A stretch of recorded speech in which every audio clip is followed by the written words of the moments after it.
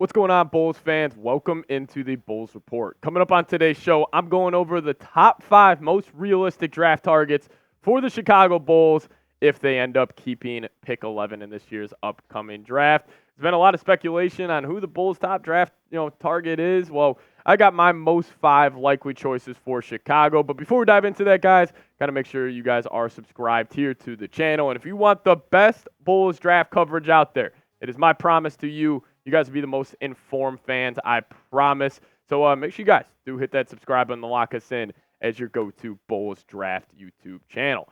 But number 1, by far none, my number 1 choice for the Bulls pick at number 11, and where honestly I think this front office is leaning.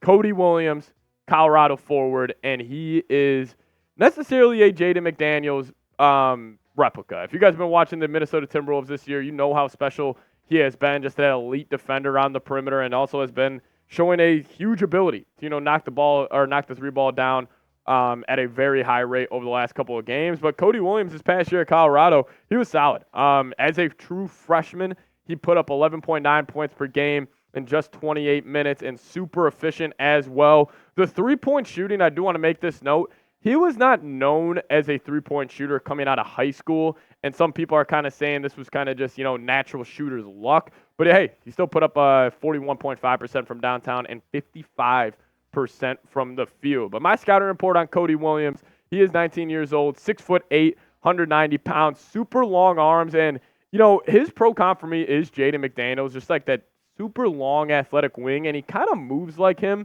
offensively. And I don't want to sound the panic alarms for Bulls fans. The one thing about Cody Williams I do not like is his one dribble pull-up, very similar to Patrick Williams. He's kind of got a slow base when he's setting it. He really has to set still when he is getting to that pull-up jumper. He can't just kind of have a fluid run into a type of move. Like, he has to set his feet. And, I like that he's, that process of I have to set my feet to get the strong base on my jump shot, and that's fantastic in terms of being a catch and shoot three-point shooter. You want those guys to have that base for just one, fluid motion.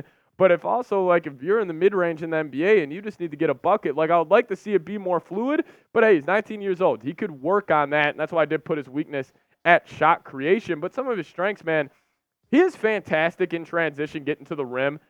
Anytime I've turned on any of his, game tape from this past season, there has been at least 1 or 2 clips every single game of him just beating everybody down the floor, attacking the rim, and just getting an easy layup for his team. And like I also said, I think he's got really, all NBA defense type of potential, and, he's just fun to watch. He plays with energy, and I was actually all over this guy, even before March Madness. I was saying Colorado could go on a run specifically because of Cody Williams. Also, my favorite part, he's younger brothers of Jalen Williams on the Thunder, so he's got that in his blood, and we saw the step he took this past season. So Cody Williams, by far none, is my number 1 draft target for Chicago. But number 2 for me, Dalton Knecht, the Tennessee forward, and, he is honestly the complete opposite of Cody Williams. Cody Williams is 19 years old, defensive-minded wing. Dalton Knecht, 23 years old, offensive-minded wing, and he had an unreal year for the Volunteers this past season. I was selfishly pulling for them in the tournament just because I love to watch this guy play basketball. Definition of a 3-level scorer. He's not the prototypical catch and shoot 3-point, stereotypical white college basketball player. He can get it done from all 3 levels. Super long wingspan, great at attacking the rim as well, but he also is a knockdown 3-point shooter, hence why he shot 39.7% from deep. But a little bit more on him. He is 6'6", 204 pounds.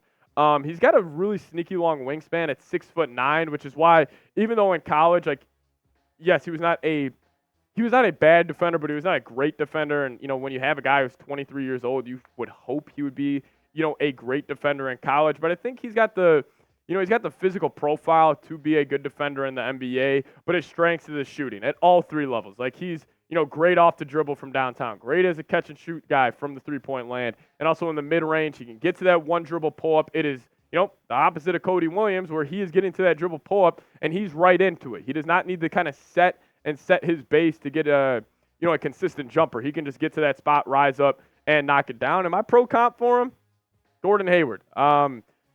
I think this was a pre-injury Gordon Hayward because I think Knecht is obviously a lot more athletic than him right now. But the way they use their body, especially in that low post area, when it just is just quick little bump, sidestep, and it's just rising up and hitting a jump shot, like Knecht does that better than anybody. So Knecht, number 2 for me. If the Bulls want to go a different direction and get a guy that can, impact winning right away, day one for Chicago, where I think Cody Williams would be a little bit more of a developmental prospect, then Dalton Knecht is your guy. Now, I do have 3 more draft targets for you guys coming up after today's show, but today's show is sponsored by PrizePicks. Download the PrizePicks app and use promo code CLNS, and we will match your first deposit up to $100. PrizePicks is the #1 daily fantasy sports app out there. Use that promo code CLNS, and we will match your first deposit up to $100. How do you play PrizePicks? You pick 2 to 6 players, choose more than or less than on their stat projections. You guys can put your basketball knowledge to the test with the NBA Conference Finals getting underway. We got the Timberwolves versus the Mavericks. We got the Pacers versus the Celtics. These games are awesome. If you guys want to add a little more juice to them and just make your viewing experience a whole lot better, download PrizePicks and win big money today and withdraw your earnings at any time. That is prizepicks.com/CLNS and use promo code CLNS, and we will match your first deposit up to $100. Number 3 for me, Jared McCain, the TikTok viral star out of Duke. Just a pure shooting guard, man, and I'm a big fan of his game. And I didn't think I would be okay with the Bulls taking him at 11, but as I have watched more than him, I'm all in on it. And like I said, he's a sniper from downtown. I mean, as a true freshman, he shot 41.4% from 3, 14 points a game. He stayed healthy the entire year, and I thought honestly he was gonna have the Duke Blue Devils, dancing in the Final Four, but obviously they ran into a wagon and didn't end up winning. But some pros on him. He's got a lightning quick release, and his shot is very repeatable. But the one thing I could see a shot getting him into trouble, he, very similar to Cody Williams, he has to have his base set. Like, it's kind of similar to Clay's shot, but Clay can just get that release and get it going anytime. Like, I feel like McCain, even though it is a lightning quick release, like, he does have to take a second. But once he is there, it is going up in less than half a second. Like, it is incredible. He's a really good defender as well. He moves laterally very well. Has a strong chest, so like even when guards are turning the corner and getting into him, he can kind of withstand that blow. But some cons on him. What position does he really play? Like, 6'3"? Is he going to be running point guard? Probably not. Doesn't really have the handles for that. I think he's more of a true 2, but then he's probably undersized, and plus he's not the best finisher at the rim. Not really a vertical athlete, so I don't really have a pro comp for him, but I'll tell you what, man, he makes winning plays and can shoot the hell out of the ball. So I would be okay with the Bulls taking him at 11. But number 4 for me, Kyle Filipowski, his Duke teammate. I'll throw the comparison out there. Reminds me a lot of Lauri Markkanen. Not the athlete Lauri was coming out of Arizona, because that was probably his biggest part of his upside was oh man, this guy's 6'10", can move so well, and he can knock it down from downtown. But I'll tell you what, Filipowski's that guy, man.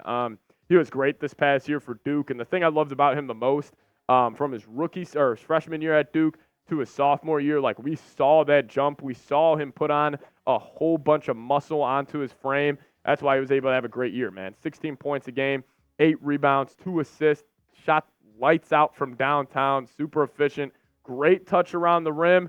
Defensively, he will struggle at the next level. Not sure how he will be able to stand up in that pick and roll, especially with how good these NBA guards have gotten over the last couple of years, man. He is going to struggle in that regard. But, hey, offensively, this guy's probably one of my favorite prospects in the draft. You can get it done from all 3 levels, and just a pick and pop game that he's going to be able to, deploy at the next level is truly, truly going to be special. But lastly, Ron Holland. And Ron Holland heading into this past college basketball season. So if we took it back all the way to last year, he was the projected #1 overall pick, but he has fallen off. And it's not like he had a terrible year last year with overtime elite. I mean, yes, the efficiency wasn't there. Still 44% from the field, which is not bad. And, we know that overtime elite basketball is not the best brand of basketball, in my opinion, but he was still able to put up 20 points, hit the glass pretty well with 6 boards, has some playmaking ability at 3 assists, but the shot from downtown is ugly. I'm not a big fan of his form. It's a slower release, kind of has a hitch in it, and he just doesn't really look, the most confident when he's taking that jump shot. But I'll tell you what, he's got the most upside in this out of all of the draft targets we've talked about today. Like, just because of his athletic, kind of ceiling, he is the best athlete. He's got a super long wingspan, and if he, kind of has the want and hustle, he could be an all-world defender. Like, even better than a guy like Cody Williams, who I'm super high on as well. But I think just Cody Williams has more of that dog in him and just has more of that want on the defensive side of the floor, which, in my opinion, defensively, it's 70% want and 30% just your physical, profile and ability. But, hey, Ron Holland, that would be the big, you're at the batter's box. It's either going to be a home run or a strikeout for the Bulls. But I would definitely, I would be down for the Bulls to take a chance on him as well. But I just give you guys 5 names on my top 5 draft targets for Chicago that are realistic at pick 11. Who do you want the Bulls to draft? Let me know your thoughts down below in the comments section, and really appreciate it if you guys would let me know your thoughts as well. But make sure you guys are subscribed here to the Bulls Report on YouTube, and just thank you guys so much for watching today's show. We'll see you guys next time. More draft coverage coming your way shortly. As always, go Bulls.